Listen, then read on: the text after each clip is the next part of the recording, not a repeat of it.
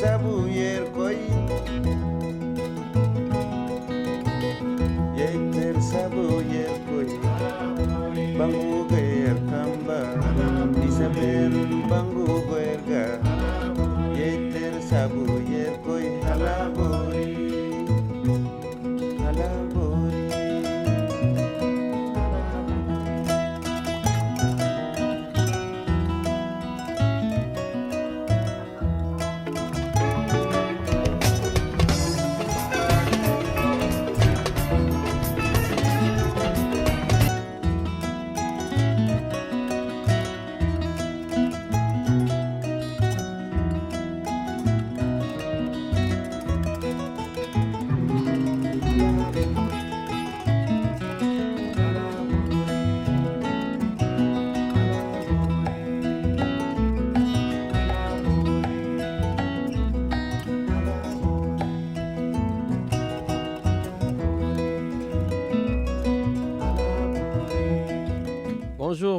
Bonjour à toutes les auditrices. Bonjour à tous les auditeurs de Radio Galère. Aujourd'hui, c'est le 8 mars. Journée internationale des droits des femmes. Bienvenue dans l'émission Le Plateau du Sénégal, donc sur les ondes de Radio Galère. En l'absence de Richard, bien sûr, je suis là aux manettes, donc soyez indulgents sur le plan technique. Donc, s'il y a des dysfonctionnements, des conneries, ben j'assume, c'est moi. Donc, vous saurez que Richard n'est pas là, donc le super maître technique.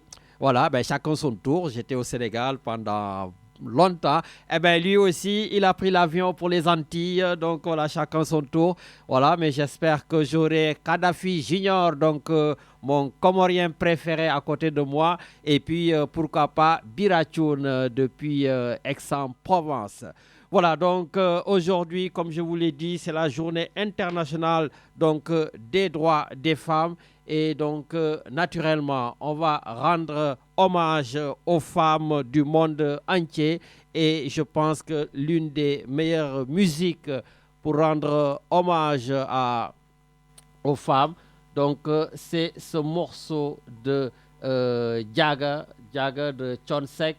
Voilà, il y en a yalla yeureum te xare len aljana. Voilà, vraiment pour rendre hommage à toutes ces dames du monde. Donc, on va commencer par le morceau Jaga.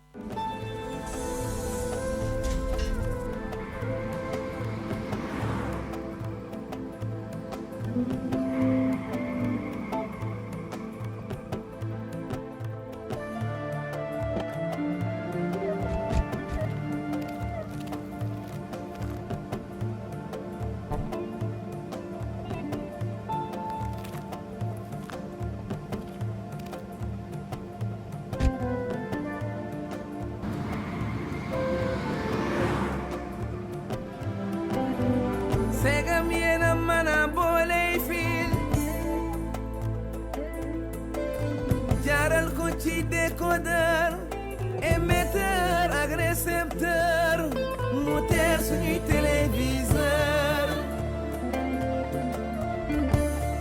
Coupe du monde, peut South Africa. L'école d'aller Dakar, Bakayar. Pikin Kajor, Saloum Bassin. Nyapandi Koy Setan Life. Segam yena man loolu asta maak suñu borom moom mi ñu boole moom te it bu la soxlaa da loin da yebal malaakal mawti laqul sax ci montagne foin da lay xaar ci point teg la ci coin yégal émission ak soin segam yàlla xol lay fay ak yéene jëf ju baax nelawal bayan mor Jaga sangol samba julin dor man yaay sama support inshallah fi góor nelawal bayan door nelawal bayan door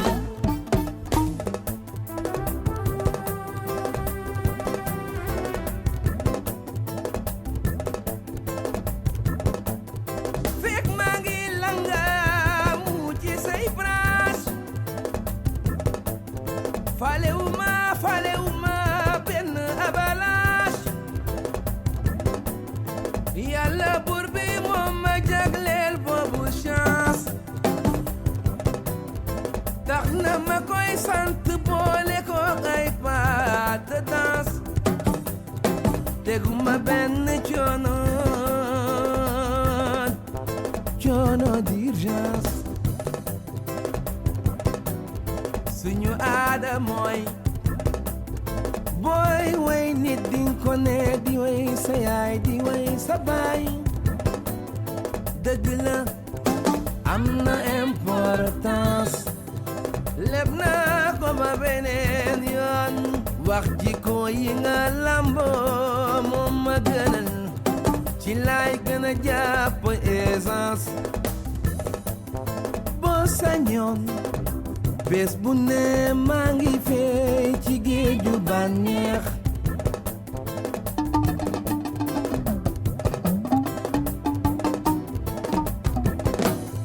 masuma dégg masuma gis nga def ñoom bi kam ma ñëw xool ni kaw teef yoru la ji koy njog teef na la yàlla delloo sa yéene jàmmal la ba nga feex ñi yéene nga génn dawar ñoo la gën a xam ne. Merci beaucoup Kadhafi d'être venu à la rescousse, le plus sénégalais des Comoriens. Kadhafi, tu peux quand même dire bonjour à nos femmes, non? Allez, vas-y. Bonjour.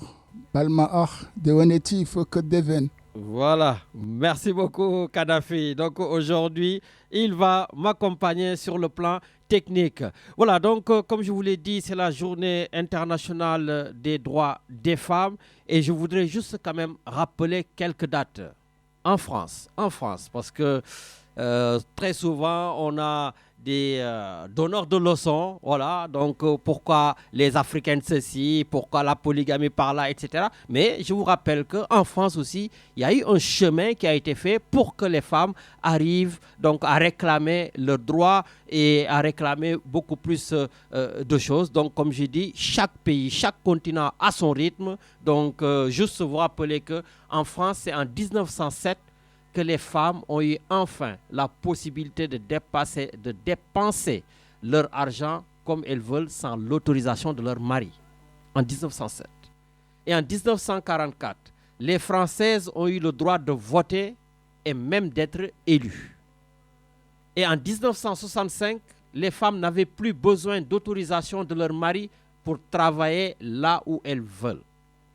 Et l'une des lois les plus célèbres en France, c'est tout simplement en 1975 où la ministre de la Santé, Simone Veil, a porté la loi sur autorisant l'IVG, l'interruption volontaire de grossesse.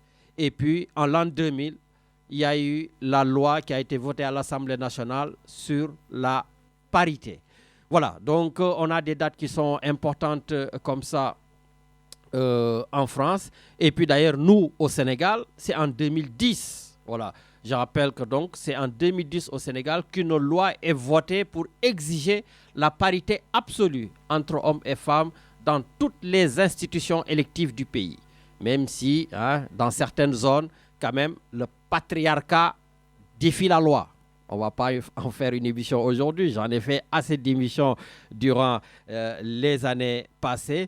Voilà. Et donc, très rapidement, donc, pour ouvrir cette émission, nous allons donner la parole à une femme.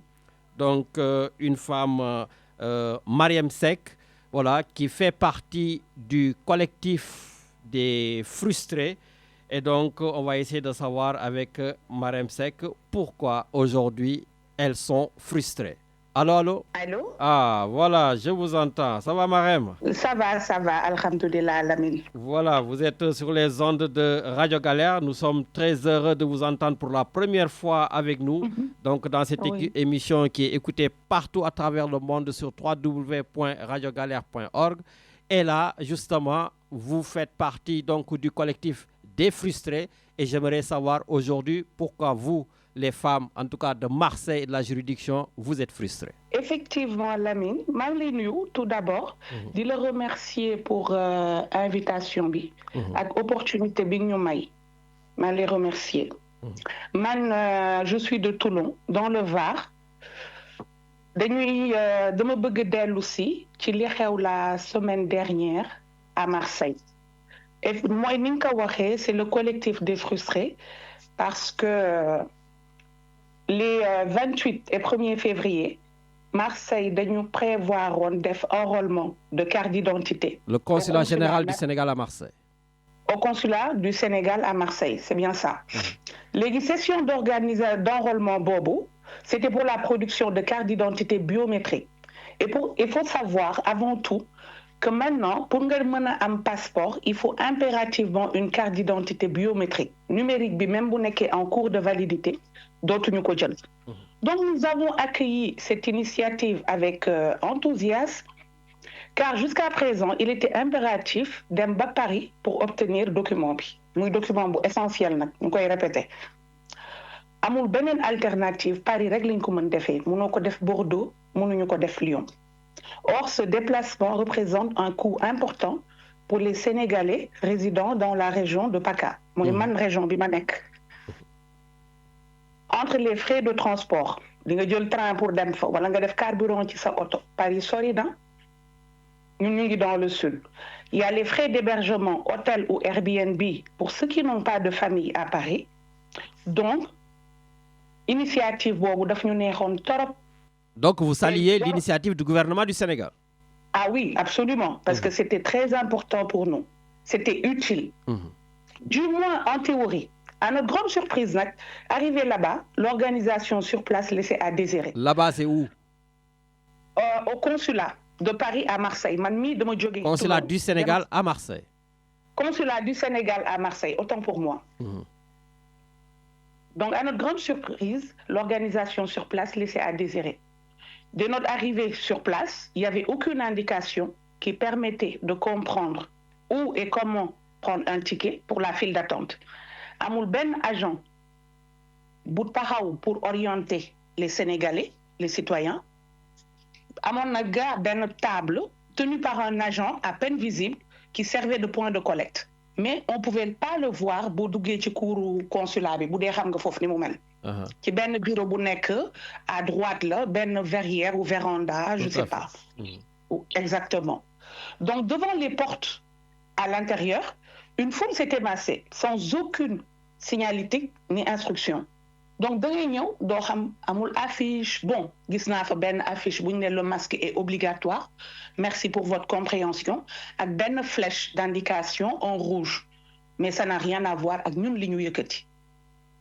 Donc, étions-nous censés deviner la procédure? On n'est pas Madame Irma en fait. Amuñu boule de cristal, ñun duñu ay sétkat. Bo organiser lu mel nonu té war nañ comprendre que dayo bi nit yi dinañu bari. Ndax ñi yor xalé yépp dina ñëw enrôler sen doom vacances yi soreetul et doon na bari nit daal lu ñu mënon anticiper la. Donc vers midi, l'annonce tombe. On nous dit qu'il n'y a plus de fiches. C'était des fiches pré-imprimées et apportées par un agent qui venait du consulat de Paris avec la machine. De ce que j'ai compris, c'est une seule machine pour toute la France. Peut-être que je me trompe. Donc ces fiches, c'était en quantité limitée. Donc, une fois épuisé, il n'y a plus aucune inscription possible. Donc, ce dont les dossiers n'avaient pas été récupérés était tout simplement prié de rentrer chez eux. Mais ça, c'était le vendredi ou le samedi?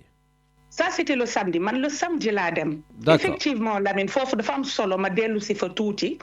Ndax vendredi bi, On m'a dit, la secrétaire ou l'assistante, je ne sais plus, elle nous a bien dit que vendredi, c'était compliqué. Ils étaient censés arrêter à 17h30 ou 18h, de nous continuer à 22h.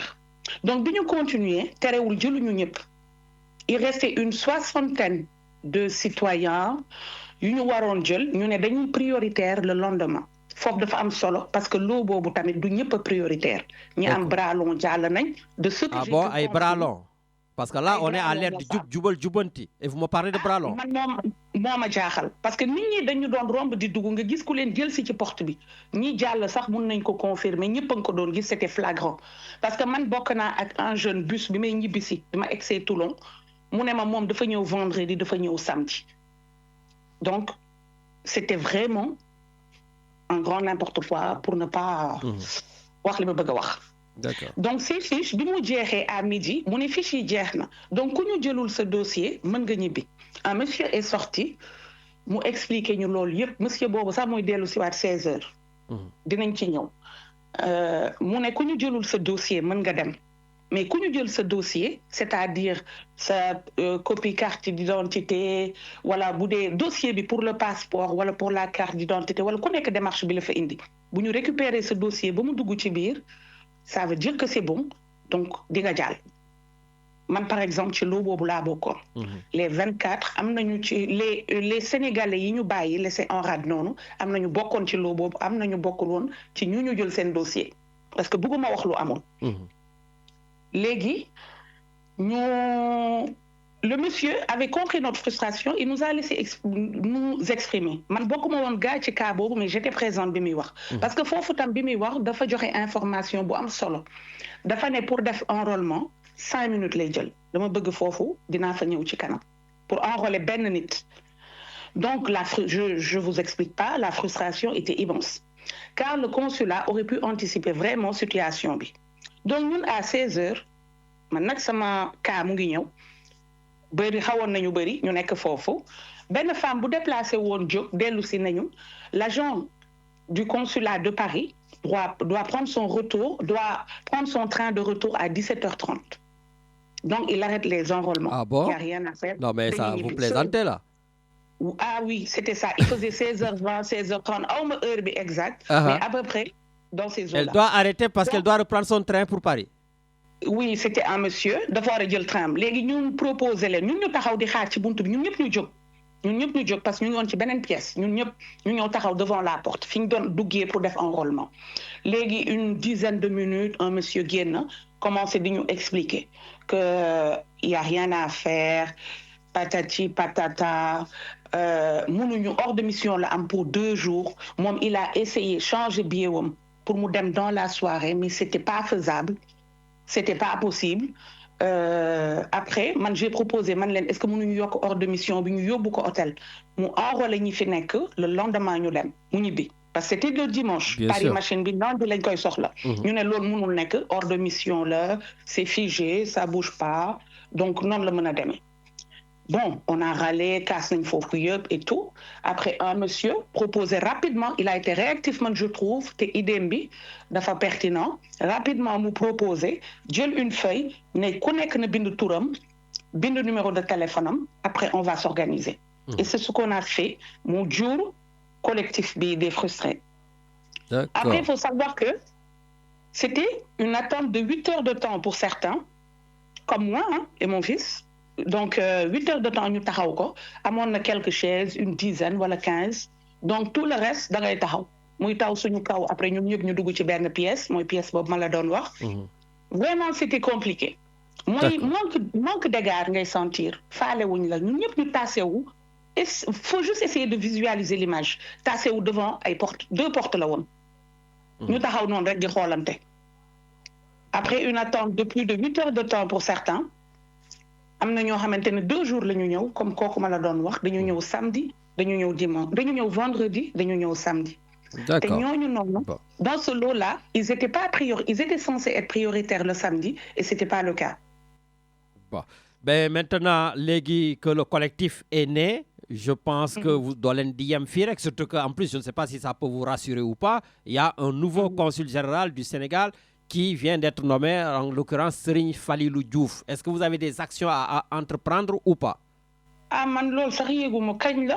Oui, donc il a été nommé il y a au moins une dizaine de jours. D'accord. Kon bu ngi won fofu. Non, je pense qu'il n'a pas encore pris son service. D'accord. Légui dama li ñu bëgg avant ma fay yegg si da nga may may tuuti la. Waaw, assez rapidement parce que j'ai un programme assez chargé.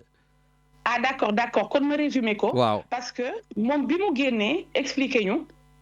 Dama bëggoon préciser que préciser wuñu fonction wam, préciser wuñu présenté wul en quelque sorte. Donc ki ñu doon expliquer xamuñu sax identité am ak lan mooy rôle am ci consulat bi. Léegi li ma bëggoon wax mooy face à ce manque d'organisation flagrant, cette improvisation et ce mépris envers nous les citoyens sénégalais, ñun dañu ci lañu décidé def collectif bi pour que lii mu changé mooy li nga wax régime bu bees la ñu am. On est en 2025, situation yi mënatuñ ko tolérer. Peut-être que autrefois daan nañ ko accepter mais lii mënatul jàll en fait pagaille la totale. Man liggéeyuma foofu nekkuma seen organisation damay am beaucoup de retenue. Mais man sama xalaat pour man mënoon nañ def anticipation teg benn ligne téléphonique wala benn lien ñu inscrire ak suñu nom suñu numéro de suñu nom prénom ak code postal. Ça permet nga am nombre d'inscrits parce que bu dee 500 nga am ñu inscrire tu es sûr que en 2 jours mënuloo ci enrôler 500 personnes bu dee nit ki agent bi ñëw 8 heures de temps lay def par jour parce qu'il faut. Le monsieur nous a bien dit, c'était à midi devant moi. Il faut 5 minutes pour enrôler une personne. Merci. Et je pense que c'est pas une machine, dina noppalu, dina noyyi, dina jóg. Donc, mënul enchaîner 8 heures di ko liggéey sans def dara. Donc, c'est 12 personnes par heure, je vous laisse calculer. Hein, on n'est pas... yomb na quoi. Tout à fait. Après, meilleure organisation, mënoon nañu tegal ay chaises, mënoon nañu expliquer. Donc, pour résumer rek, donc, on est conscient qu'aucune organisation n'est parfaite. Et des imprévus peuvent survenir. Yu leen bett, mën nañ ko comprendre. Mais mënoon nañ ko éviter bu ñu organiser woon en amont. Cependant, li may bëgg a wax rek ñun collectif bi en définitive ñaari mbir lañ bëgg ñu recevoir ñu au consulat ñu délégué jël ay représentants ñu recevoir ñu wala ñun ñëpp dem. Est-ce que vous avez introduit une demande? On va le faire. Ok. On va le faire. Allez, après leneen lañ bëgg rek parlement leneen rek ñu associer ñu ci processus bi ci beneen enrôlement buy am. On veut être associé au processus lors du prochain enrôlement avec des propositions concrètes, une approche inclusive et un échange en amont. Ñu def ko balaa ñu fay yegsi. Bon, donc j'espère que vous serez associés parce qu'il y a, en tout cas, ils avaient dit qu'ils vont refaire des enrôlements, mais pas à Marseille, mais du côté peut-être de Nice, de Cannes, de Montpellier. En tout cas, c'est dans la juridiction et j'espère que vous serez tout simplement conviés à cela. Oui, c'était prévu. En tout cas, jërëjëf Marème Seck, vraiment, je tenais à vous entendre parce que aussi, c'est ça qui fait qu'aujourd'hui, tout va... en tout cas, nous, on est des lanceurs d'alerte. On est là pour la progression des choses. En tout cas, merci beaucoup, Marème. Merci beaucoup, Lamine. Merci. Voilà. Merci. Donc, je tenais absolument à écouter donc, Marème Seck du collectif des frustrés parce que je vous le dis, le vendredi déjà, j'étais assailli d'appels. Voilà. Pour se plaindre de ce qui se passait au consulat. Voilà, vraiment, il y a eu en tout cas beaucoup de dysfonctionnements que les gens m'ont fait remonter. Waaw, léegi nag donc su fekkee am na ñeneen ñoo xam ne jóg nañu pour wax yéen nii donc voilà, sachez que c'est toujours votre émission ici. Vous êtes toujours les bienvenus. Et puis, voilà, comme vous le savez, hein, voilà, le consulat, comme j'ai l'habitude de le dire, je les connais tous. Voilà, il fallait que ñëpp xam naa leen. Donc, si vous voulez aussi appeler pour apporter des précisions ou faire des communiqués ou appeler directement Marème Seck ou des choses comme ça, voilà, je pense que c'est aussi de votre responsabilité d'apporter des correctifs et tout simplement aussi s'il y a des choses qui ont été dites et qui ne sont pas vraies, et c'est aussi de votre rôle d'apporter des précisions. Voilà, et puis balaa may jox parole à notre chroniqueur de Toulon, donc Medoune Diène, je voulais tout simplement saluer aussi donc ma maman de cœur, donc Madame Camara, plus connue donc sous le nom de Seynabou Gueye, plus connue sous le nom de Madame Camara, qui a été la première femme qui a fait office de consul général à Marseille, dès l'ouverture du consulat. Donc vraiment, Madame Camara a laissé son empreinte ici à Marseille dans toute la juridiction. Voilà, elle a remis de l'ordre dans tout ce qui est état civil. Voilà, et bon, elle fait partie aussi des premières femmes commissaires de police au Sénégal. Et je voulais vraiment donc lui rendre hommage parce que l'Imoudef Marseille et l'Imoudef aussi au Sénégal de par son parcours, parce que mon ubbi consulat est sur la Canebière d'abord, je me rappelle. Après, on est parti à la rue Sylvabel. Voilà, après rue de Rome. J'ai dit on parce qu'elle m'avait associé, en tout cas à l'époque, vraiment à la recherche de beaucoup de choses. D'ailleurs, je suis très content parce que c'est ça qui m'a remis d'ailleurs dans la communauté. Et il y a de cela, il y a au moins 25 ans. Voilà, donc j'étais encore étudiant en fin d'études.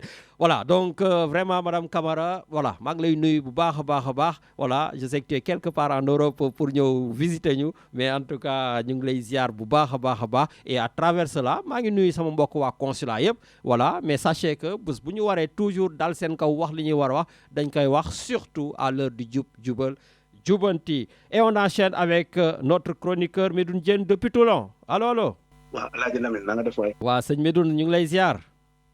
maa ngi lay delloo ziar di la baalu ak di baalu ak à l'ensemble des auditeurs de Radio Galère. ñu ngi lay baalu ak bu baax naka yaram bi. koor gi ci waaw ça va ni ñu duggee ci koor gi ci bismillahir rahmanir rahim yàlla nañ ci yàlla génnee ci alhamdulillahi rabbil alamin. Alhamdulillah. Ah. Alors donc je vois que di Toulon vous êtes en force. Bon man xamuma kooku wax sax ci Toulon bon. Ah d'accord. Mais par contre ce qu'elle dit c'est important et puis xawma nu mu demee man la première question que je me moi, est-ce que xam nañu nit ñi dans quel processus on est? On n'est pas dans un processus d'enrôlement normal. On est dans le cadre d'une révision des listes électorales du 1er février, du 1er mars au mois de juillet, comme le suivi la loi. Mais Lamine, pour la première fois depuis 92, on a une révision des listes électorales où il n'y a pas de consensus, où les partis n'ont pas été associés. Mais pourquoi donc, tu me parles de révision? On est dans un enrôlement, on n'est pas dans une révision. Si? Mais non, on est dans une révision. On est dans une révision des listes électorales depuis le 1er février. Donc, c'est dans ce cadre que tu as entendu que dañu wara dem Toulon, dañu wara dem Nice, dañu wara dem Cannes. Oui, mais quand tu me parles de révision électorale, c'est-à-dire ceux qui ne peuvent pas voter, peut-être il faut les réintégrer dans le fichier. Mais ça, c'est pas le cas. On est dedans. Regardez, le circulaire bi gars yi yónnee. Yow circulaire bi tu l'as lu?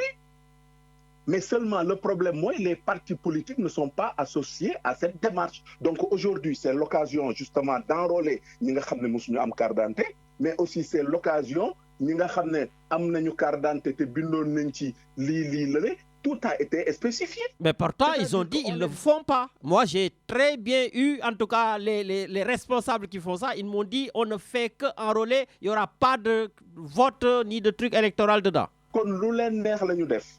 Djambar, c'est-à-dire qu'il y a une loi, mais comme tu as dit, on est dans un pays où les lois ne comptent pas du tout. Tu as dit c'est du forcing, tu as dit c'est je fais comme j'ai envie de faire. Parce qu'on ne peut pas dire que la période d'exception ouverte depuis le 1er février pour le mois de juillet, tu ne peux pas enrôler, que tu ne peux pas changer. C'est pas possible, Djambar. C'est terrible. C'est pas possible. C'est la première fois, personne n'en parle. Qu'on est dans le cadre d'une révision des listes, c'est qu'il n'y a pas les partis politiques qui ont été associés à cette démarche. Donc, au bout du bout, c'est des contentieux qui vont naître de ce processus. Mais pourquoi les partis politiques aussi, on ne les entend pas se lever comme un bouclier, l'opposition ou des choses comme ça? Comme ce qui se passe au pays, où tout le monde est groggy, où aujourd'hui il y a un boulevard qui est ouvert à Pastef et que c'est juste quelques gens qui essayent parce que les gens n'ont pas le temps de s'organiser et que quand l'inclusivité n'est pas faite et que quand tout le monde n'est pas associé à cette démarche, voilà ce qui se passe. Bon. Et puis, man, les gens comprendre moins. Quand on planifie des choses, c'est-à-dire qu'on dit que ce week-end, on va être à Marseille, de la même manière, on doit être capable de dire que week-end tel, date telle, on sera à Toulon, on sera à Cannes, on sera à Nice. C'est ça qu'on appelle pas de pilotage à vue. Ça veut dire qu'on anticipe sur les choses parce que fii nit ñi dañu am seen ay soxla am seen ay affaires yoo xam ne man gis naa ñoo xam ne effectivement le vendredi lañ dem gis naa ñoo xam ne le samedi lañu dem mais man yëguma woon lii yëpp yëguma woon que il y avait tout ce bordel là-bas. Ah oui, il y a des gens qui m'ont appelé qui ont quitté Monaco ñëw fii n'arrêtez pas ma leen man du ma consul du ma dara waaye grand on est ça fait longtemps gars yi kaas nañ ba sonn. Non man am na ñu bëri ñoo xam ne dañu naroon a dem Paris sax man maa leen yónnee communiqué bi maa leen ko wax mais ñoom après ils m'ont envoyé message comme quoi ñoom ils l'ont fait xam naa dañu teel a dem teel a farlu teel a lijjanti affaire bi voilà mais jàmbaar li ma dégg fii yëpp man c'est hallucinant. Un agent qui toog ne la que ni man c'est mon train à 17h30 arrêté parce que dama war a jël sama train parce que dama war a dem on te parle de mais attends on est où là on est où logiquement la machine quand elle est pleine on te dit que la machine elle est pleine mënatul jël là tu peux comprendre. Ah ouais, mais ça y traîne. Dans le cadre de ces trucs on ne bouge pas avec une seule valise. On bouge avec 2, 3, 4 valises bi xaw ma ban capacité la am ou on sort avec autant de capacité qu'on a. Mais comme le dit, aujourd'hui, les gens, pour avoir la carte d'identité, sont obligés d'aller à Paris. L'opportunité s'était présentée. Voilà, il paraît que, comme on le dit là, c'est fiasco total. Mais il va falloir que SEDA, ñeneen ñeeg parti politique yi ñu jéem a rencontrer aujourd'hui le consulat et puis imposer à ce que des dates soient données très rapidement dans la période. Pourquoi pas ñëw Toulon, ñëw Cannes, ñëw Nice, organiser à Marseille sur encore des jours. Ben, en tout cas, j'allais dire on va. Non, moi j'avais décidé de laisser notre député qu'on connaît très bien, qui est président de la commission des affaires étrangères à l'Assemblée nationale, Fatou Goudiaby. Ben, je pense que là, sur mon périphérique, je vais lui envoyer un message. Il va falloir qu'elle nous donne en tout cas des pistes ou des explications parce qu'elle est bien dedans, surtout que j'ai vu, elle-même, elle a fait la publicité. Donc, non, dinaa ko interviewer, Inch'Allah. Mais de toutes les façons, Djambar, franchement, bon, voilà, je voulais intervenir sur 3 choses. Il y a un fil conducteur. Bon. Est-ce que comprendre? Mais aussi en même temps, fil conducteur, ça nous ramène à ça. C'est-à-dire que l'efficacité, quoi. Bon, ben écoute, maintenant que je te tiens, tu me parles de l'efficacité, des choses comme ça. Moi, je voudrais très rapidement qu'on entre dans le vif du sujet. L'affaire que je peux appeler affaire du siècle, mais pour moi aussi, qui est une connerie monumentale, parce que quand j'entends les journalistes, tout le monde dire que non, données vont disparaître, on a volé des ordinateurs, et toi en plus tu es syndicaliste, j'entends un syndicat qui sort un papier pour défendre sa direction, j'ai dit au Sénégal, on marche sur la tête. Mais Djambar, tu as raison de le signaler, mais est-ce qu'aujourd'hui on a de véritables journalistes au Sénégal? Est-ce qu'on va à la pêche à l'information? Est-ce qu'aujourd'hui, la recherche de l'information, c'est informer juste et vrai ou rester dans l'émotionnel, dans le buzz? Djambar, je vais te dire une chose. Il y a 3 ans ou 4 ans, le Sénégal a inauguré un data center à Diamniadio où toutes les données de l'administration sénégalaise sont stockées. Toutes. Même il y a des pays de la sous-région qui ont loué pour stocker leurs données. Absolument. Donc, quand j'entends parler que 3 ordinateurs que 3 ordinateurs, toutes les données sensibles, je rigole. Ah oui, on a de quoi rigoler. C'est de la responsabilité. Est-ce que c'est de la responsabilité d'un syndicat de sortir un torchon comme ça? Ben justement, toi, tu es à la tête ici d'un des plus grands syndicats en France et je pense que ton rôle, c'est pas d'être aux côtés de la direction. Moi, je te dis une chose. Quand je suis en face de mon employeur, quand il me parle de collaboration, je lui dis je ne suis pas ton collaborateur. Je me refuse cette étiquette de collabo avec la direction. Moi, je représente l'ensemble du personnel. Je représente l'amélioration de leurs conditions de travail, matériel, moral, de veiller à leur bien-être mental et psychique. Moi, je ne suis pas collabo. Quand je vois que nos problèmes que nous avons, entre autres, le syndicalisme en fait partie. Parce que nous avons des syndicalistes de carrière, ils ont président de conseil d'administration, ils émargent, ils talkent avec l'employeur, avec l'administration, avec le gouvernement, ils défendre la base. Ce n'est pas possible. Gisoo fa lenn dàq yaa ngi nii gisoo benn syndicat bu jël porter la chose en bandoulière pour dem xeexal tous ceux qui ñu dàq. À un moment, Djambar, il faut qu'on fasse une refonte du syndicalisme au Sénégal. Le syndicalisme, xam nga mooy lan?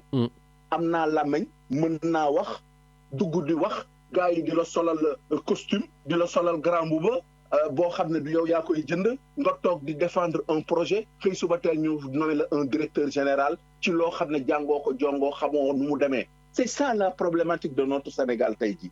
Képp koo xam ne yaa ngi ci rek, c'est pour se positionner. Bañ nañ ko ba les élections de représentativité tekkiwuñ fa dara parce que centrale yi ñoom ñooy dem donc pour man jàmbaar je pense que un chantier que le président de la République doit initier maa ngi gis ñuy wax pacte social effectivement pacte social je suis d'accord parce que je suis contre dàq yi yëpp parce que dàq yi yëpp amul sens tey jii dañu war a au contraire embaucher le plus de Sénégalais possible pour permettre xaalis bi di daw ci dëkk bi pour permettre que nit ñi am dara pour permettre. mais il y a au moins 3000 personnes virées. mais plus de 3000 personnes te tey jii AIBD mais moo wax la pendant que ñoom ñuy barka démb dama toog di seetaan benn reportage sur l'hôpital Abass Ndao mais jàmbaar j'ai vu un directeur censé waa ji dafa ñëw mu expliquer mu ne moom bi mu ñëwee dafa gis ne am na ñoo xam ne dañ fi nekk ay vacataires ñi ay CDD nee na il a fait benn audit nee na bi mu defee audit mu gis ne depuis des années am na ñoo xam ne dem nañ retraite remplacé wuñu leen am na ñoo xam ne jugee nañ fa am na ñoo xam ne kër il a fait un co il a trouvé que il avait besoin de 197 personnes yu mu war a embaucher donc moom pendant que nit ñaa ngi dàq moom là aujourd'hui il a embauché 197 personnes selon un calendrier et benn échéance c'est ça la programmation loolu mooy liggéey jàmbaar mais dëkk boo xam ne pour te dire pour te permettre ñëw sama deuxième niveau man jàmbaar je suis choqué quand j'entends l'ANDS bi nga xam ne saa yu ñu bëggaa yi bëggee moom la ñuy vanté wu sortir des chiffres sur le port de Dakar et que le directeur de port de Dakar toogaat di tweeter di xas waa ANDS neewul li ñu wax amul mais tey jii ban sénégalais moo xamul ne port Dakar dafa am crise ban sénégalais moo xamul ne kay ci conteneurs yi duggatuñu ban sénégalais moo xamul ne tey on a une perte de plus de 230 milliards boo xam ne dafa waroon dugg te duggul plus de 3 millions de tonnage yoo xam ne waroon na duggatul parce que nit ñi léegi yeneen port yi la ñuy dem ay Malek yooyu ils préfèrent dem ay Côte d'Ivoire ak dem yeneen dëkk yi plutôt que ñëw Sénégal un directeur boo xam ne il n'est là que pour tweeter mais jàmbaar quand est-ce qu'on va donner du crédit à notre administration quand est-ce que jàmbaar su fa la neexee yow quand l'ANDS donne des chiffres nga ni que ni chiffres yi baaxuñu waxuñu dëgg mais quand la Cour des comptes donne 2 chiffres différents à intervalle égal yow tu prends bi la ci neex ne bii mooy bu baax mais jàmbaar où est-ce qu'on va avec ce pays où on te dit que 3 ordinateurs ont la survie du pays en termes de données mais bon comme li ñuy wax li duuf yëpp mënuñu ko def ci cin ji. yow romb nga buntu impôt gis nga gendarme. ah oui gis nga sécurité. yow gis nga ne pas côté boobu. il faut qu'on arrête quoi. Bon et quel est ton avis aussi sur les 2 premières dames donc parce qu'au Sénégal on a 2 femmes donc à la tête de l'État en tout cas les 2 femmes du président de la République qui ont défrayé la chronique parce que la première dame, donc Marie Khone Faye, donc elle a distribué du riz, etc., etc. La deuxième première dame, elle est partie voir des pouponnières et certains Sénégalais, même de Pastef, sortent pour fustiger ça. Pourtant, moi, je trouve que ce qu'elles font, c'est du bien. Qu'est-ce que tu en penses? Je vais te dire, peut-être que dira le bête, ñun Sénégal dafa am ay baax yoo xam ne dañ ko xam. baax yi mooy su fekkee ne da ngay sëy est-ce que comprendre nga li nga la wax sa côté jëkkër sa côté famille sa côté di nga jéem a manifester wu ku nekk sa centre d'intérêt seulement Sonko moo toogoon fii nekk ni nañu bàyyi di instrumentaliser les premières dames di leen jox ay xaalis di leen jox ay ceeb ñu koy yóbbu ci banlieue bi di guerre nit ñi c'est Sonko qui l'avait dit soo bëggee mën naa la yónnee message. ouais non mais je l'ai entendu ñoom ñoo fa nekk. voilà par contre mën nañu def li ñuy def ko def ci douceur xam nga ñun am malchance parce que dañu am suñu palais suñu président bu toog azalayn xaw ma ñaata weer ñu ne non suñu président dafa am ñaari ñu war a tabaxaat dañu war a configurer palais bi pour que ñaari jabar yi ñëw au bout du bout bi ñu defaraatee la ñuy defar yëpp benn bi moo nekk palais beneen jabar kër l'ancien président de l'Assemblée nationale bi mu waroon occupé ci wetu hôpital daan te utiliser wu ko donc dañu am pro xam ne rek léegi buñ ko parce que xamuñu woon lii ñun suñu gaa yëpp ñoom ak mën a yemoon benn jabar la ñu am nag ñi fi nekk ay ñaar ak ñett la ñu waaw mais léegi mais justement xam nga notre président de la République là mën na sax takk 3e femme il peut avoir aussi une 4e femme voilà et donc est-ce que il n'est pas temps qu'on formalise parce que comme on a eu que une femme maintenant le président là il a 2 femmes il peut même avoir 4 femmes peut-être demain Birachioune viendra avec 4 femmes comment on fait désormais il faut qu'on formalise par contre il y a une chose qui est à l'encontre du jubal jubbanti. Affiché comme c'est affiché, cette rivalité entre guillemets qui est dite pour man. Peut-être c'est pas de la rivalité, peut-être chacune a envie d'avoir son espace. Je t'ai dit entre guillemets parce que ku nekk bëgg nga yëngatu ku nekk bëgg nga wax voilà donc man daal wax dëgg fa dëgg yàlla man am na détail yoo xam ne tant que jàmbaar askan bi xaalis bi mu ngi génn ci fonds caisse noire yi di dem di dellu duggaat ci askan wi que ce soit en ceeb que ce soit les pouponnières que ce soit tout ce que tu veux. Par contre, un pays en ruine, on a vu que la primature a distribué 246 millions aux pouponnières en termes d'aide. Donc, un pays... Bon, donc, sont sur le mot ruine, quoi. Allez. En tout cas, merci beaucoup, Seigne Medoune. Dernier, non, dama lay ñaan nga may. Waaw, vas-y. Ben. Jambar. Tu as parlé de Madame Camara. Ah. Tu as parlé de diplomate émérite. Déjà, ñu amoon jaanu biir. Jambar, la République ne se gère pas sur les plateaux de télé. Jambar, Pape Madaw Diouf bi, chef de cabinet du président toog benn journaliste di la wax loo nga tijji lamp yi tijji faar yi di joxe ay yow loo xam ne ñoom déjà dañ ko bañoon. xam nga léegi ñëpp nangu nañu confirmation que Sonko ak Diomaye ak Birame Souleye ak Abbas ak moom demoon nañu Mermoz seeti Macky Sall te dañ ko mës a bañ. Donc jàmbaar gars yi nañu revenir à la raison xam ne que ni liggéey lañ leen laaj mais pas wax parce que liggéey doxalul àdduna bi. Par contre dama toog démb keroog dégg Birane sama waay du baax ku gentil. Mais il faut que les écarts de langage ñu di ko mesurer. Kan noonu parce que quand il dit que Birachun waaw keroog dafa intervenir. xam naa lapsus la mais dama ko koy wax beneen yoon. ne ku àndul ci projet bi du gor. na dégluwaat émission bi donc jàmbaar.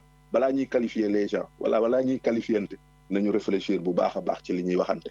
D'accord. Parce que c'est pas parce que ki ma àndal moo baax ki ma àndalul baaxul mais je pense que en termes de notion de gor ou de ñàkk gor ku nekk xam nga yaay kan ku nekk xam nga fi nga jóge ku nekk xam nga sa bopp donc am na moo yoo xam ne nañuy éviter di ko utiliser ci rajo bi. Je voulais parce que ci rajo bi la ko wax sama waay la mënoon naa ko woo mais ci rajo bi laa koy waxaatee comme ça à l'avenir suy waxati dina recadrer wax yi. Ben il aura l'occasion de te répondre parce qu'il est sur le plateau. Eh bien donc nga nuyul ma ko parce que dégg naa effectivement nga wax ne moom ak truc moo Kadhafi à l'entame looloo tax je suis revenu dedans. Bien sûr mais na dégluwaat émission bi bu baax. wax na ko ñaari yoon ci biir émission bi képp kuy gor da nga war a nangu ci pro. Non, ça je ne suis pas d'accord. Allez, ça va. Allez. Merci beaucoup Seigne Medoune. Jërëjëf. Voilà donc Medoune Diène depuis Toulon. Voilà, après Khamnani, on donnera la parole à mon invité sur le plateau ici, Birachun, pour qu'il apporte des éclairages par rapport donc à ce que Medoune vient de dire. Donc comme c'est la journée des femmes, ben bala ma lay jox parole, je redonne la parole à une femme, à ma chroniqueuse Sophie Diagne depuis La Rochelle. Allô. Oui, bonjour Lamine. Bonjour Sophie, naka mu? maa ngi fii ça va bien bonjour Adafi bonjour Bira maa ngi koy nuyu Bira sama frère sama kóllëre maa ngi koy nuyu di ko ziar tamit. ñu ngi lay ziar bu baax. Tous les auditeurs et surtout aujourd'hui les auditrices. Les auditrices de Radio Galère. Absolument. Voilà donc maa ngi remercier Medoune parce que lu ma doon bëgg a wax lu bari waxaaleel na ma ko. voilà kon nag maa ngi koy remercier sama mbokkum lébu boobu. tey nag ñu sargal jigéen ñi Lamine. waaw wax dëgg yàlla surtout jigéenu Sénégal yi. man ñoom laay sargal parce que man dama juddoo Castor yaroo Castor màggee Castor gis dëkk ci soriwuma marché bi. mais lu mu teel Lamine jigéen ñaa ngi jóg takk seen ndigg dem di jaay ci marché yi 4 heures du matin la ñuy jóg. di dangi dem jaay jigéen ñi ñu ngi entreprendre ñaata femme léegi nga gis Sénégal ñu yëg ca kaw parce que dañu entreprendre dañu gëm seen bopp donc tey damay wax jigéen ñi nañ jóg fëgg seen dënn na ñoom ay jàmbaar lañu di sargal aussi les mamans solo ñu mel ni man nga xam ne on a élevé nos enfants toutes seules moi j'en ai 3 machallah daw xeex ba nga am ci ñaar ñu majeur macha allah sant yàlla kenn moo ci mineur waaye ba tey femmes yooyu dañ leen war a sargal parce que elles ont joué le rôle du papa et de la maman femmes yooyu dañ leen war a sargal parce que c'est pas évident et c'est pas facile te booy gis xale yu bari tey ñu dévier ñu ci bari ci famille monoparentale la ñu nekk parce que da ngay def lu nekk waaye yàlla mooy jubal donc femmes yooyu dañ leen war a sargal donc femmes yi mottali dépenses yi parce que góor ñi matleetuñu Lamine góor ñi dañ léegi 50-50 la ba pare sax léegi 30-50 la femmes yi moom 30-70 ba femmes yi moom 70 yi donc femmes yooyu itam dañ leen di sargal parce que ñoom ñooy dindi ci seen poche lu ne ñu jaay ko dangi bot seen doom mottali dépense yi yar xale yi toppatoo kër yi toppatoo borom kër yi femme Sénégal moom moo ci raw ndax ñoom dañuy tarbiyu seen jëkkër daw rek dang di daw seen bànneex loolu amul kenn ku koy def ci àddina bi ñoom rek ñoo koy def daw ci seen soxlay jëkkër taxaw ci seen jëkkër toppatoo ñu ngay fóot ñu ngay paase ñu ngay togg ñu ngay def lu ne femme sénégalaise ñu jër a sargal lañu donc ñoom tey ñoom lay rendre hommage di leen wax gàcce ngaalaama yéen bu leen kenn xeeb bu leen kenn tuutal fëgg leen seen dënn woon na yéen ay jàmbaar ngeen donc ñafe rek ñu ngi ci njaboot gi ñu ngi ci fu nekk kon nag tey moom damay wax waa bonne journée de la femme à toutes les femmes du monde mais particulièrement aux femmes sénégalaises ñoom Ousseynou ak Assane nag moom ñoom kuy Ousseynou ak Assane xaw ma leen de ña ca pale ba borom ñaari jabar yi donc tout nous coûte 2 fois plus cher lépp luñ doon def pour benn daam fi ñu toll nii ñaari yoon lañ koy def moo tax ñu boo leen gisee am nañ teint am nañ lex si fonkal nañu léegi macha allah daal crise bi ñoom yëguñu ko seen ñaari jabar ñu ngi leen di toppatoo maa ngi leen di rendre hommage quand même parce que wax dëgg yàlla ay première dame lañu waaw. Sophie di waree rek. Très bon week-end à tous. Merci beaucoup. Merci beaucoup, Sophie Diagne. Voilà, donc c'était sa façon de rendre hommage, bien sûr, à nos premières dames. Voilà, je voudrais juste quand même, balaa may continuer jox parole donc Bira Thioune ak ñeneen ñi apporter un peu ma contribution ci justement donc cambriolage bi am au trésor public. Voilà, vraiment. C'est un cambriolage, comme on dit, qui a eu lieu le week-end dernier, sans effraction, sans effusion de sang. Et puis, les voleurs auraient ciblé le bureau du 2e étage, donc bureau 18, bureau 20, bureau 22. Voilà, là où il y a des ordinateurs et des objets de valeur. Bon, ça me fait rigoler, objets de valeur dans nos bureaux. Si ce n'est pas des ordinateurs ou des portables, je ne sais pas ce que cela peut être, quoi. En tout cas, ce n'est pas de l'argent parce que ce sont des transactions qui se font au niveau des ordinateurs. Et comme Medoun vient de le dire, honnêtement, moi j'ai rigolé quand j'ai entendu les journalistes, les chroniqueurs, tout le monde dire que oui, le pays est en danger, on rentre au niveau du trésor public, on vole nos ordinateurs, on va effacer les données, parce qu'aujourd'hui il y a des milliardaires qui sont en prison, comme Farbangom et Tahirou Sarr, voilà, donc comme il y a eu des transactions à coût de milliards, on va les effacer, tout ça. Mais j'ai dit, mais dans quel pays on est ? Si en volant des ordinateurs, on peut effacer les données du trésor public, mais il y a un souci. Déjà, comment on peut cambrioler là-bas? Le trésor public se trouve au cœur de Dakar, à côté du ministère des Affaires étrangères, à côté du palais présidentiel. Il y a le ministère de l'Intérieur pas loin, il y a Tchonk, il y a tout ce qu'il faut. Donc, à un moment donné, il faudrait qu'on arrête de nous prendre pour des bananes. Donc, déjà, la première des choses, moi, le nouveau directeur général, là, mais je vais le virer tout de suite avec tous ceux qui s'occupent de la sécurité, des choses comme ça. Parce qu'il y a une négligence notoire. On ne doit pas pénétrer au cœur de l'État du Sénégal. Et puis, pour parler des données, bon, moi je travaille aujourd'hui dans une administration qui fait du recouvrement, l'une des plus grandes administrations de France. Mais ku nekk soo duggee sama bureau tey nga sàcc sama ordinateur wala nga agressé ma, mais déjà tu auras du mal à accéder à mon ordinateur. Et deuxièmement, même si tu y accèdes, mais les données, elles sont hyper protégées, quoi. Voilà, donc à un moment donné, il faut qu'on arrête de tourner les gens on a quand même des administrateurs de serveurs et j'ose pas imaginer que tous les serveurs donc des données du Sénégal sont au trésor public. Medoun l'a dit, on a à Diamniadio un data center. Il doit y avoir même d'autres endroits. Donc nous faire comprendre que des gens sont rentrés là pour brouiller des données, ça n'existe pas, ça n'existe pas. Si ça existe, c'est qu'on a des ingénieurs informaticiens du Sénégal qu'on doit tous virer. Et quand même, on a de très bons ingénieurs au Sénégal. Le Sénégal est un grand pays, même si on fait souvent beaucoup de conneries à droite et à gauche, on est un grand pays très fort dans beaucoup de domaines, notamment dans le domaine informatique. Donc, ngir yalla, nos journalistes là et nos chroniqueurs, mais allez vous renseigner, allez savoir comment les choses fonctionnent. Vous nous avez tympanisé toute la semaine avec les données du trésor. Tout le monde en parle. Mais tout le monde. Alors que c'est des choses mais très très simples. Ok, ça arrive à tout le monde. Nous savons ordinateur, mais quand même, informatiquement, aujourd'hui, on est balèze. Voilà. Donc, pour dire que Sonko Morem Satcholo pour masquer le lait, ou bien Macky Sall, non, les gars, soyons plus sérieux pour ce pays-là. On a tellement de priorités, tellement de choses à faire qu'on n'a pas le temps vraiment de rester sur ces conneries-là. Voilà, bon, ça c'était vraiment mon... voilà, beaucoup de quoi, parce qu'à un moment donné, toog fii de nous tourner en bourrique, voilà, on est très fatigué. Et puis la première dame et la deuxième première dame, mais elles ont le droit aussi de s'impliquer dans ce que leurs maris font. Mais par contre, oui, à l'heure du Djubal Djubanti, Sonko, ce qu'il disait, parce qu'aujourd'hui, c'est Sonko le président de la République. Vous allez encore me dire, non, c'est Sonko le président de la République, c'est Sonko le Premier ministre, c'est Sonko le président de l'Assemblée nationale, c'est Sonko le procureur de la République, c'est Sonko le ministre de la Justice. Mais ce sont des réalités, il faut le dire. Donc aujourd'hui, si les femmes du président de la République le font, moi, je ne suis pas contre. Mais au moins qu'on nous dise que le président de la République a pioché dans sa caisse noire pour donner à sa première femme pour qu'il donne des sacs de riz et du matériel médical. Il est où le mal? Il n'y a pas de mal.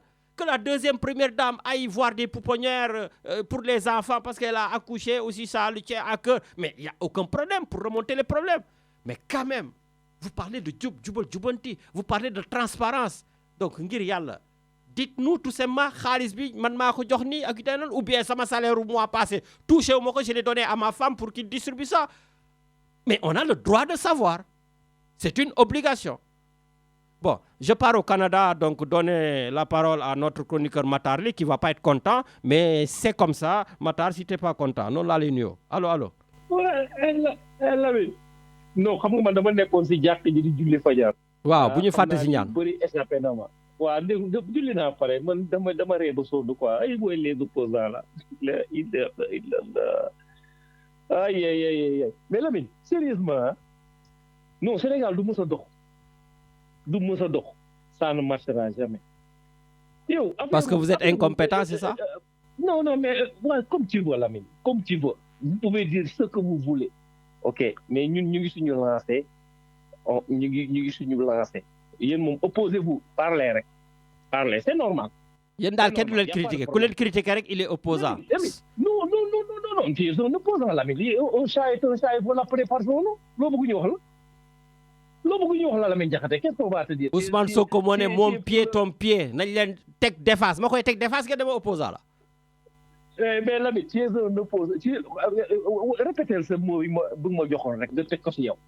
Répétez ce mot bi nga may jox man. Yow, tu es un apolitique très politisé, continue rek. Voilà, toi là, tu es l'opposant le plus opposant de ce régime-là. Lamine, quand les gens parlent, il est tellement content, il rigole. Lamine, je te connais, on se connaît très bien. Mais anyway, Lamine, ouais. Man, avec les deux premières dames là, mais il n'y a pas de problème, c'est pas un problème. Comment ça, il n'y a pas de problème? C'est ton président de la République, Ousmane Sonko, qui a dit il faut pas le faire, tu me dis qu'il y a un problème. Il n'y a pas de problème. Lamine, il n'y a pas de fondation, il n'y a rien, arrête. Mais d'où vient l'argent du matériel médical? Elle est ingénieure, elle a une grande société, elle est industrielle. Lamine, doucement, calm down, ok? S'il te plaît, defal nank rek. Man ñun ñëpp la ñu am jabar dañuy dem jox suukaru koor suñuy jabar. Man de sama jabar mënul dem joxe ay matériel médical ndax aw ma ko. Voilà, xanaa mën naa ko may 200 € wala 500 €. Waaw, d'accord. Waaw, matériel médical, Lamine, il faut arrêter, il faut relativiser même. Man ce que vous critiquez là, c'est man dama ci et puis pour affaire vol bi. Yaa ngi jël xanaa da nga ne Jordan léegi mu yónnee pour gars yi brouiller comme d'habitude tout est Jordan. Non, j'ai pas parlé de ça tous. Au contraire, je défends Jordan comme tu dis. Et tout. Jordan la ñuy saaga moom la ñuy jàpp si réseau yi ñoom la ñuy def moom mooy lépp c'est tout lépp ci moom lay dal. Lépp tout on lui raconte du n'importe quoi, on lui manque de respect. C'est le premier ministre du Sénégal, mine de rien, on doit lui donner du respect quand même. waaw moo tax ngeen jàpp ni ñu tëj ñoom Assane Diouf ak day noonu alors que quand Assane Diouf insultait c'était son ami. Non mais yéen da ngeen di waaru quoi. Non, c'est pas vrai Lamine, c'est pas vrai ce que tu dis là. Non, Lamine, attends. Assane Diouf fan la jógee avant mi dem Sénégal? xaw ma ko de. Lamine xaw ma ko. fan la nekkoon avant mi dem Sénégal? xaw ma ko de jëlee yóbbu ko Sénégal. Xam nga ñoo bokkoon ci ruq bi man ak moom. On a fait les États-Unis ensemble. Assane bi muy njëkk live Assane. Je te le jure, c'était le garçon le plus correct. Est-ce que tu sais, Assane, quand nous avons fait affaire au SAG, Françoise Hélène Gaye, ton ami là, c'est bon, dès que commence, Assane commence à double, il a commencé à dagal. Moi, je l'ai baillé debout, Assane. Bon. Est-ce que tu comprends? Matar, je te laisse terminer très rapidement parce que j'ai un invité sur le plateau. ok neel grand Bira maa ngi koy nuyu bu baax a baax di ko siyaar. waaw ne ko projet bi nag na si jàpp. voilà na si jàpp ñëpp jàpp ku si jàppul nag moom sa affaire la loolu moom dañuy d'accord. parce que ñëpp mënuñu ànd. léegi même ñun les sportifs là dañuy am équipe bi nga far am beneen équipe c'est normal opposition il faut mu am. Mais les opposants de 0,00056, 0,2, merci. C'est pas des opposants. L'opposition de Jordan, c'est pas vous. Nul ñu waa Canada. Nul ñu waa Canada. Jaajëf.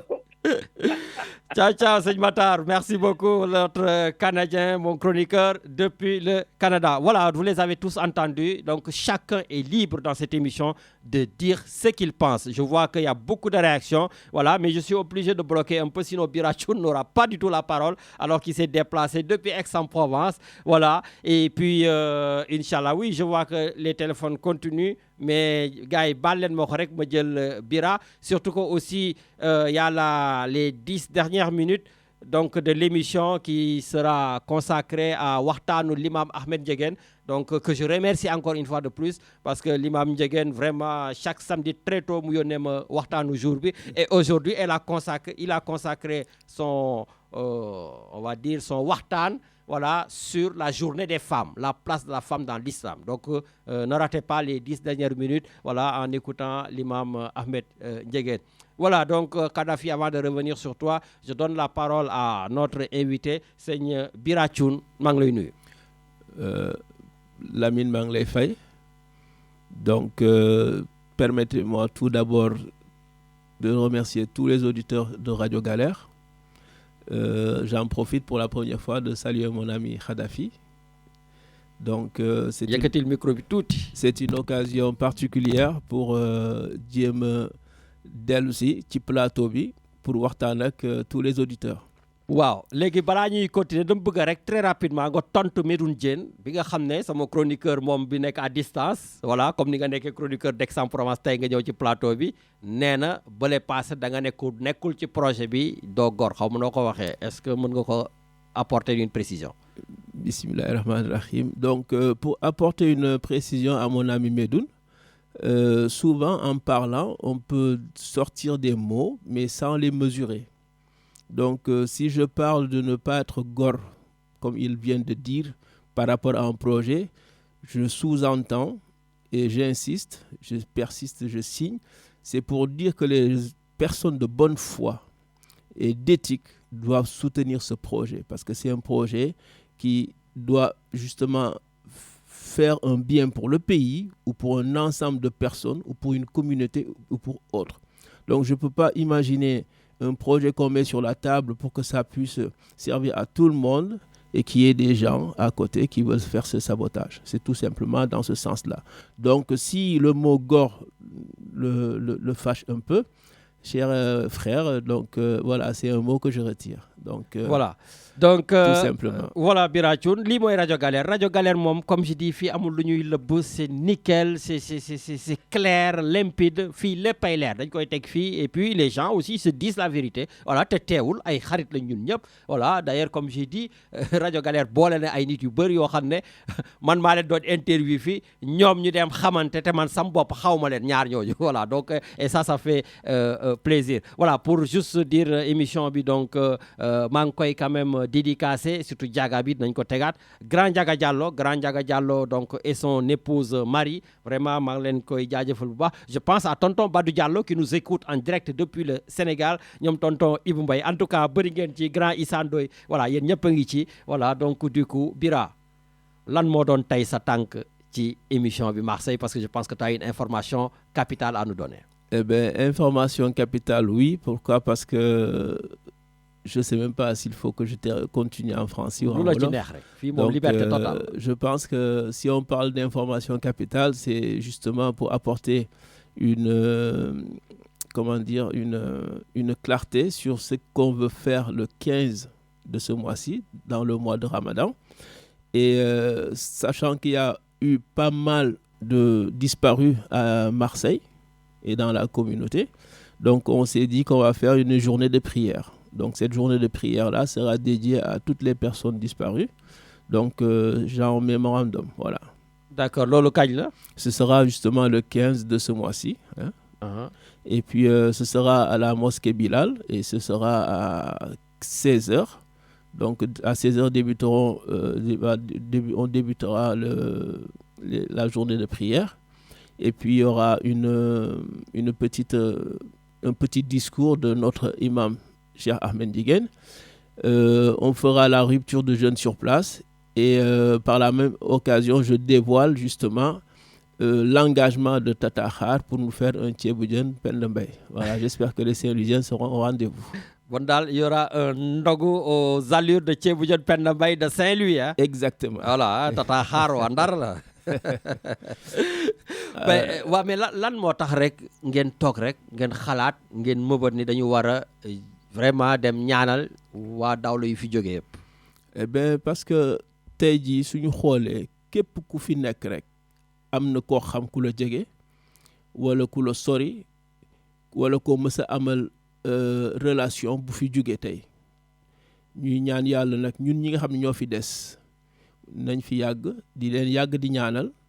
Donc on s'est dit ayca nañu def benn affaire mooy toog waxtaan ak la communauté pour pour wàcceel def ay ñaan ci ñi fi waa dawlu yi fi jógee te je pense que loolu nekk na lu xam ne képp kuy nit bokk dootu mu ne képp kuy gor waaye képp kuy nit ku baax di nga ci sawar di nga ci indi sa participation di nga ci indi sa teewlu. Parce que aussi dañ nekk ci ville boo xam ne mooy ville de Marseille li fi nekkoon waru fi jóge li fi nekkoon nag du dara lu dul nekk benn bëggante di waxante lu baax defante lu baax parce que ñun ñëpp ay dox daje lañu kon nag boo gisee loo xam ne mën nga ko indi pour boole nit ñi xol yi doon benn boo ko deful xanaa nekk ku baaxul waaye boo ku baax da nga bëgg a xool fu nit ñi dugal seen loxo mu set rek nga dugal fa sa loxo. D'accord. Voilà, donc comme je le rappelle, nous sommes avec notre chroniqueur d'Aix-en-Provence, Biratchoun, aujourd'hui qui a fait le déplacement sur le plateau. Voilà, légui, lolo khana, parce que je sais que nous répétons le code DAO, jumelé avec ton anniversaire à Aix-en-Provence. Voilà, nous téwon, voilà. Et cette fois-ci, donc, mis à part, bien sûr, la prière,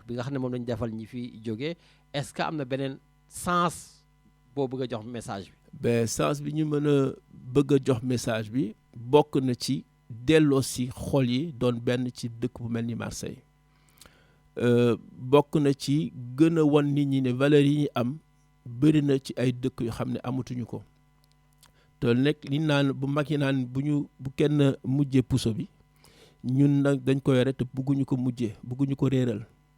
Donc le message que je lance à tout le monde maanaam képp ku nekk ci communauté bi nag amul xàjj ak seen muy waa Paris sax boo leen wooyee ñu ñëw on appelle tout le monde ñëpp daal woo nañ leen pour ñu ñëw toog nekk benn waxtaan saafonte xam ni lépp lu baax fii ñoo ko mën a defar te lu fi yàqu ñoo ko mën a defar kon nag nañu ñaan yàlla suñu borom à travers lii ñu bëgg a def journée bi bu ñaan yooyu weesoo bëgg nañ sax di ko def chaque année mu nekk loo xam ne comme nu ñuy defee suñu voyage bi Fès nga xam ne bi ko Cheikh Ahmed Ndiéguène initié ba léegi chaque année ñu dem Fès dem ziar waaw day nekk ay événements yoo xam ne circonstances de temps et de lieu lay doon.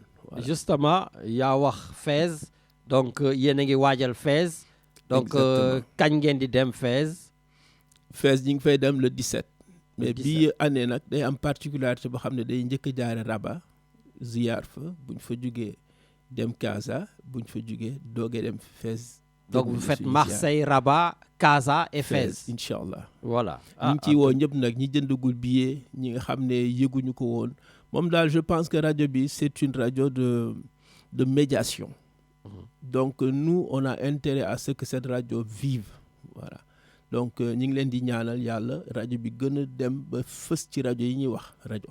D'accord yaa ngi wax loolu rek may xalaat consul général bi fi nar a ñëw voilà donc sëriñ Falilou Diouf bu fekkee am na ku ko mën a eggali ndax consul général bu fiy ñëw très souvent dina am ñu dem ci noppi wax ko ni maytul rajo bi maytul ñoom ñi fa nekk dañuy xas gouvernement bi dañuy def nii ak deneen ma nga xam ne dañuy braqué wu et après malheureusement ñoom ñëpp suñ fii nar a jógee si la ñuy doog a xam l'intérêt de cette radio et comme j'ai l'habitude de leur dire man leen yéen da ngeen am wërsëg yéen consuls généraux yi voilà yi nekk Marseille ngeen am rajo boo xam ne mën ngeen ciy jàll seen information mën ngeen ci comme ni ko collectif frustré defee woote ngeen di dégg li gars yi di wax yéen ngeen di rectifier donc comme je dis cette radio là est plus à votre service que plutôt nekk fi di leen xeex donc le nouveau consul général bi nga xam ne ñëwaguloo soo ñëwee képp ku la naan rajo bi nii nee ko waaw rek après nga jéem a xool nga déglul sa bopp nga xool nous on est là pour l'intérêt du pays. Voilà, la preuve, comme je dis, ça s'est passé très très bien avec Abdourahmane Koïta, où au début c'était très très chaud, mais finalement il a compris que c'était son intérêt, voilà, et il me sollicitait souvent pour passer. Yann Ndiaye, malheureusement c'est aussi à la fin, quelqu'un qui, voilà, parce que mon xam ndax sama ennemi la woon par contre lui. Voilà, donc Tamsir, ouais. Tamsir Faye, voilà, merci. Je sais que c'est ton ami, mais bon, c'était pas mon ami. Voilà, donc ñoom ñëpp mi ngi noonu quoi. En tout cas, cette émission, elle est là pour tout le monde. Tout le monde. Il n'y a pas de consul, il n'y a pas d'ouvrier, il n'y a pas de simple Sénégalais, il n'y a pas d'imam, il n'y a pas... Je prends tout le monde. Et tout le monde sur le même pied d'égalité. Ça, je veux que ça soit... Ça, je peux en témoigner. Voilà. Bon, donc, voilà, mais Ahmed Djegen pour les 10 dernières minutes. Aussi, il y avait une autre information qui m'avait énervé cette semaine parce que tu as parlé de Fès, Moudel Samachel, Macky Sall. Tout le monde disait, Macky Sall, oui, le royaume lui a dit de dégager du pays, il va être extradé vers le Sénégal, etc., etc., etc. Vraiment. J'espère que nos journalistes qui nous écoutent, parce qu'il y en a beaucoup qui nous écoutent, voilà, et des chroniqueurs, nous arrêté de vraiment donner des informations. Vous n'êtes pas allé à la source, c'est quoi, à Gudainor. Voilà, et Bira, juste une dernière chose, j'ai appris qu'Aliou Cissé va entraîner la Libye. Exact, voilà, donc écoute, on lui dit tout simplement bonne vent, chance. Même si c'était moi, Aliou Cissé, avec tout ce qu'il a fait au Sénégal, n'est que champion d'Afrique, j'allais pas lui conseiller d'aller prendre la Libye, voilà, mais bon, écoute, chacun sa vie, chacun sa trajectoire, mais en tout cas, donc pour 50 millions par mois, je pense que ça valait quand même le coup, parce qu'au Sénégal, je crois qu'il avait que 30 millions. Voilà, donc Kadhafi, je croyais que les Libyens devaient prendre Matar, hein, je croyais que les Libyens devaient appeler notre ami Matar. Hein. Ah, Matar, lui. Ah ouais, Jordan. Bon, ben, je donne un peu la parole à Kadhafi. Oui, Kadhafi, vas-y. Oui, c'est pour les musulmans qui vivent dans les pays en guerre, les musulmans sénégalais. Est-ce que vous avez des contacts avec eux pour ce mois de Ramadan, pour savoir un peu comment ils vivent? Est-ce qu'on doit penser à eux, quoi? Ben, cher ami, ce qu'on a toujours fait, c'est qu'on n'a pas attendu justement cette guerre ni ce contretemps. On a toujours fait des actions humanitaires, mais à part isolée. Et c'est des choses qui font qu'aujourd'hui, on ne ressent même pas le besoin de se lever pour faire. Donc, on n'a jamais attendu, on a toujours fait nos actions sur le plan social. Merci beaucoup, Birachoun. Donc, Kadhafi... oui, rapidement, Lamine, pour signaler que Radio Galère est au cœur de cet événement de Journée mondiale du droit des femmes, puisqu'aujourd'hui, à la place Joliette, Louise de Radio Galère va animer des tables rondes pour parler de cette journée de droits des femmes, Lamine. Donc, d'encourager et de féliciter les femmes qui luttent, qui aident, surtout en ce mois de Ramadan, pour les démunis. On pense à Koulou, notre sœur Koulou Aïdari de Comores. Il y a aussi les autres. Et aussi, signalons Lamine qu'on pense aux femmes de Radio Galère qui nous ont quittés, surtout la femme d'Étienne Bastide, la veuve. On pense à elle. Et à Étienne aussi. Et à Étienne. Et aussi à tous les auditeurs, éditrices de Radio Galère.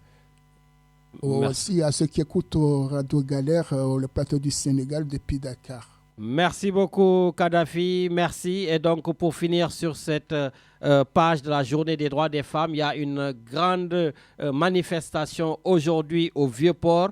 Départ 14h30, voilà, et jusqu'à 17h donc à la Joliette pour rencontrer l'autre groupe qui crée la manifestation là-bas. Donc, Birachoun, je te laisse le mot de la fin. Le mot de la fin, c'est justement un petit rappel pour que les Marseillais pensent que c'est une journée à retenir, et surtout soyons présents pour le respect de nos défunts disparus. En tout cas, merci beaucoup, Seigneur Bira. Merci d'avoir fait le déplacement depuis Aix-en-Provence.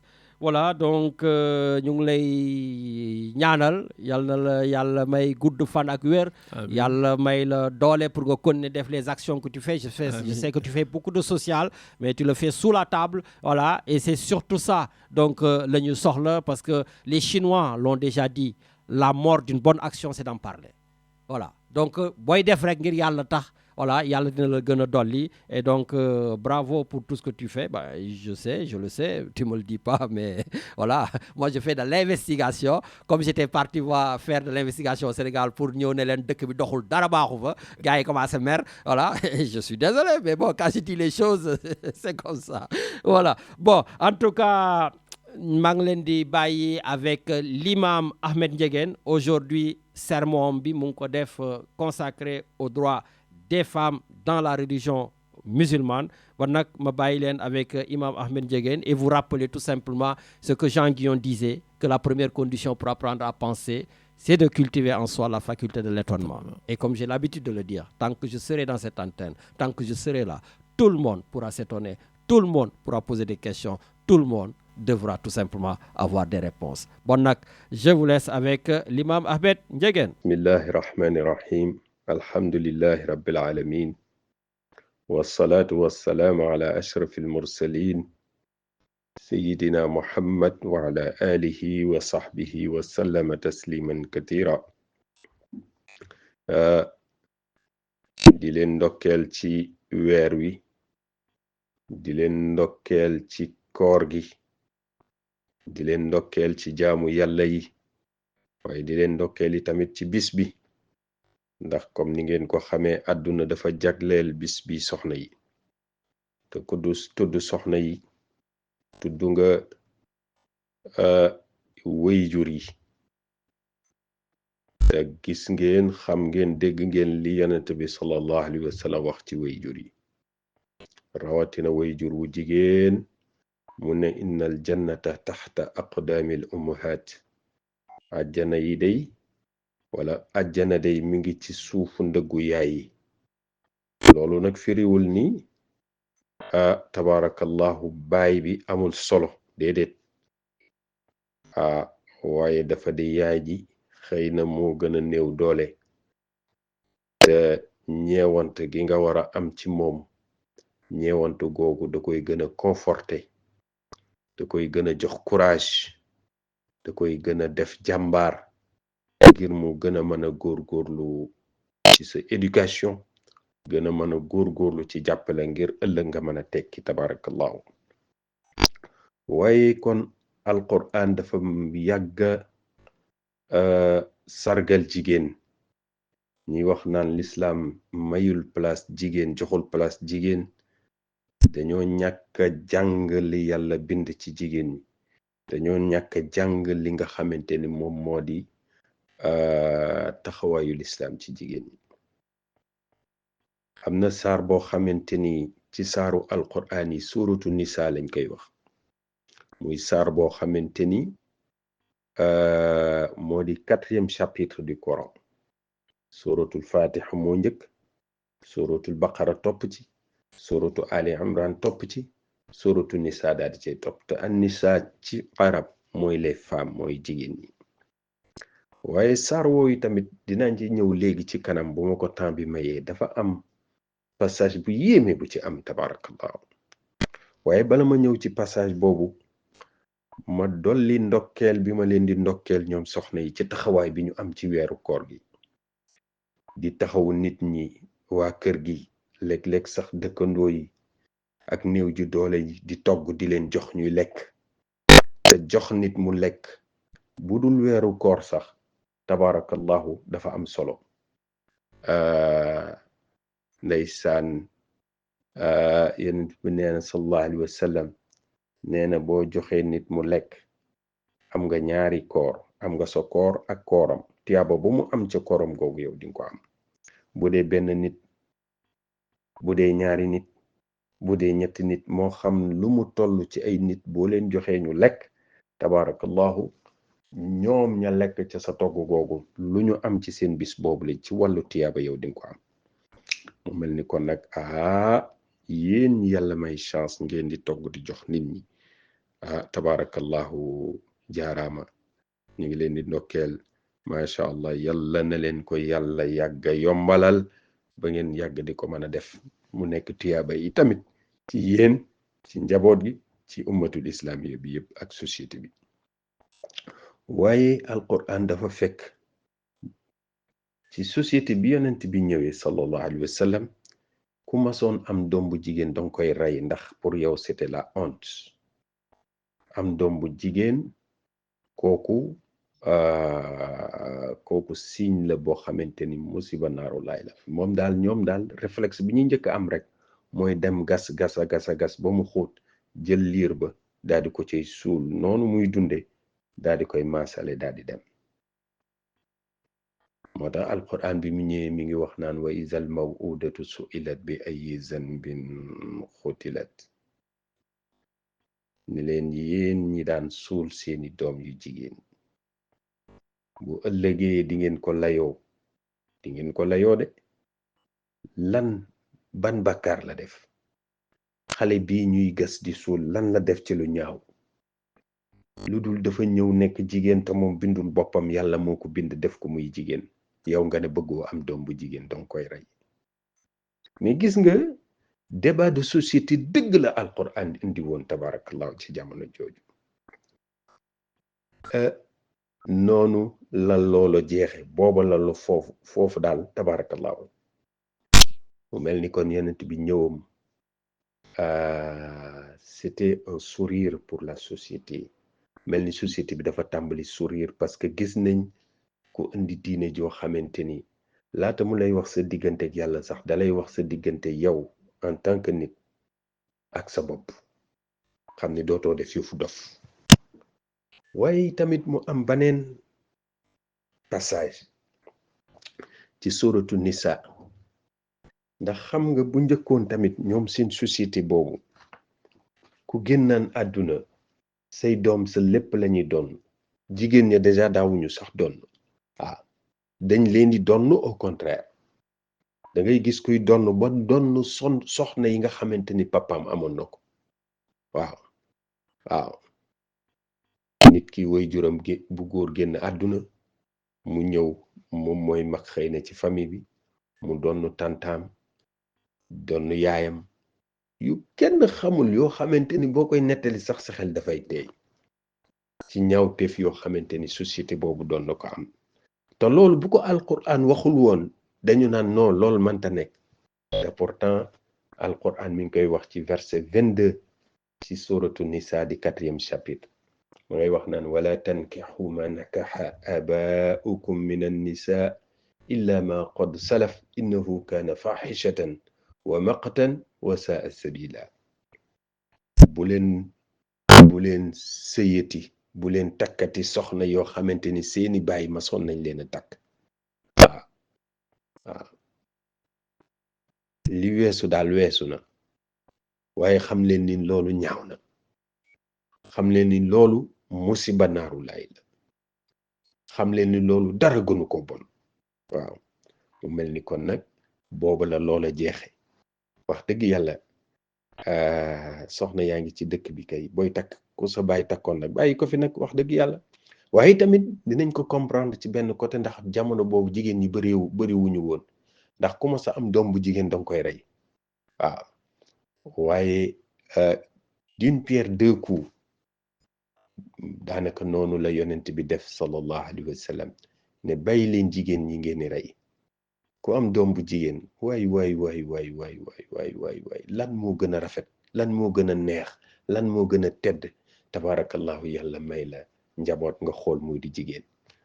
dëgg la doom bu góor yi tamit baax na ñëpp baax na xaw ma nan la ko waykat bi doon wax góor baax na jigéen baax na xaw ma ak nan la ko waxeeti sax tabarakallahu waaye yal na yàlla barkeel mu fekkoon tamit alquran nag wax leen nag ne leen ne seen yaay xurimat alaykum ummahatukum bu kenn takkati sa yaay wa banatukum bu kenn takkati sa doom bu jigéen wa xawaatukum sa rakk wala sa mag bi nga bokkal ndey ak baay bu ko kenn takkati nag wa ammaatukum seeni rakki papa maanaam seeni bàjjen bu kenn takk waaw wa xalaatukum ak seeni tante noonu daal la ko toppee moo tax saar boobu saar bu tedd la waaw saar boobu mën nañ wax ni moom moo gën a jox jigéen place am ak valeur am dans la société ndax dañu jóge léegi ci la femme objet à la femme bi nga xamante ni partenaire la dans la société moo tax yeneen bi wax na ko waaw an-nisaa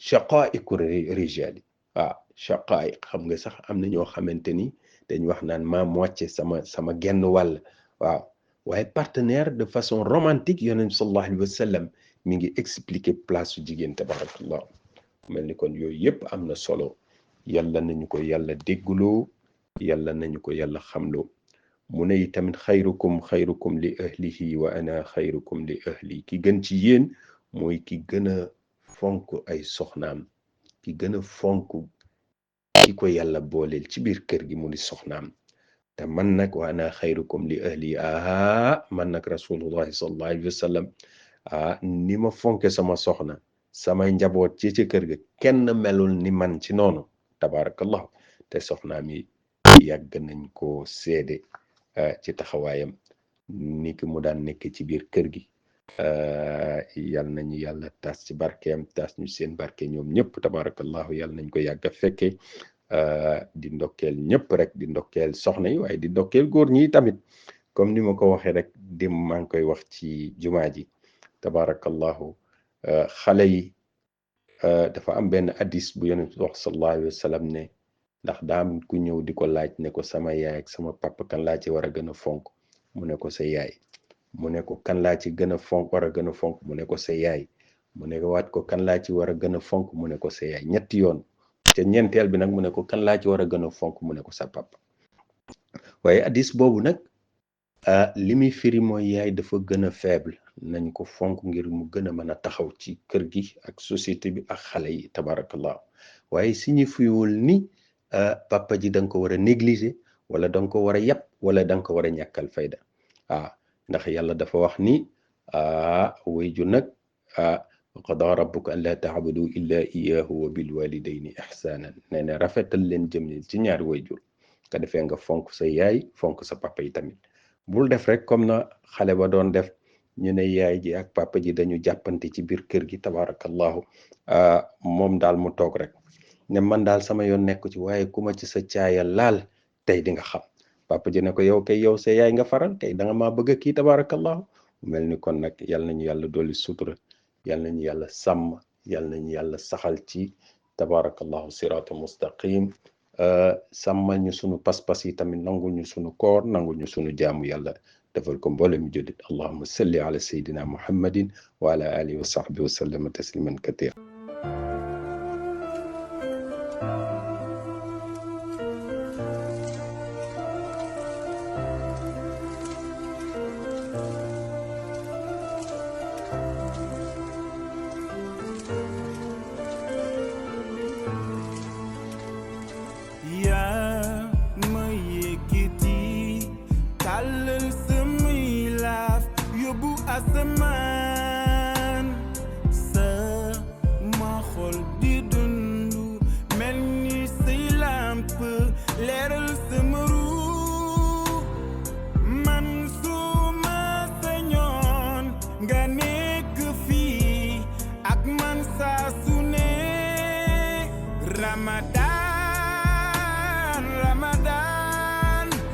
Ramadan ya Habib Ramadan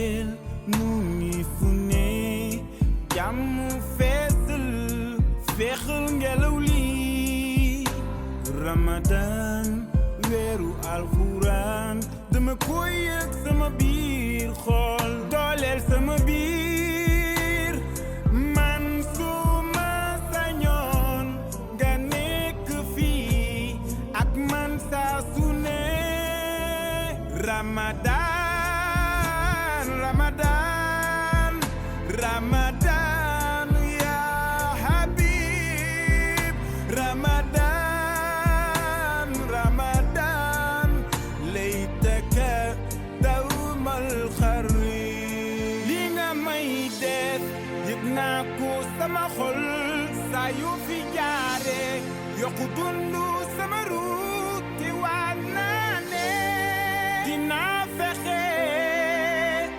ba sa leer de si man sama xol du mës dee oh Ramadan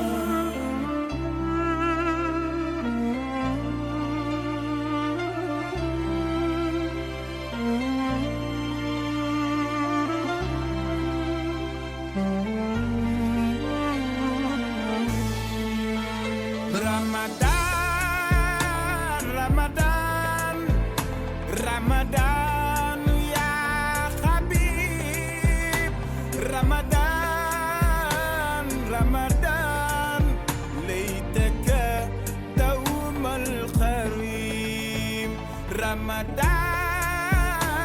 Ramadan Ramadan ya Habib Ramadan Ramadan laytaka dawmal karim